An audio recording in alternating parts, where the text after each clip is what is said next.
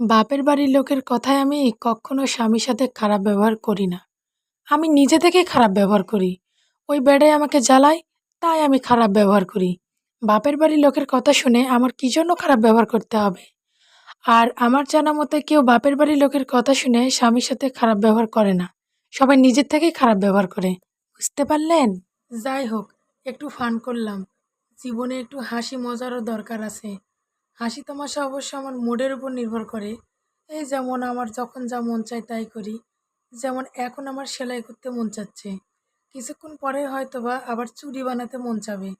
বাপের বাড়িতে আছি জন্য বাচ্চা কাচ্চা সামলায়া হয়তোবা এগুলো করতে পারি। শ্বশুর বাড়ি থাকলে হয়তোবা এগুলো করার সময়ই পানো না নি। বাপের বাড়ি থাকার জন্য নিজের শখগুলোকে একটু প্রাধান্য দিতে পারছি। আগের থেকে এগুলো করতে ভালো লাগে, কিন্তু ভিডিও করে ওইভাবে ছাড়তে পারিনি। তাই আবার নতুন করে শুরু করেছি। সবাই দেখি ভিডিওর মধ্যে কত কথা কয়ে যাচ্ছে, কিন্তু আমি তো কোনো কথাই খুঁজে পাই না। ওরা এত কথা কোনটি থেকে খুঁজে পায়?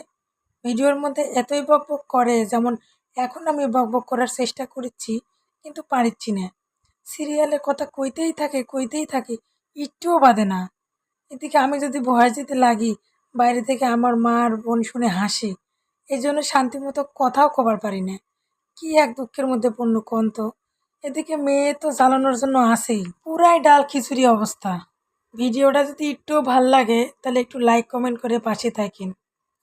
আজকের মতো এ জায়গাতে শেষ করলো, ভালো থাকেন।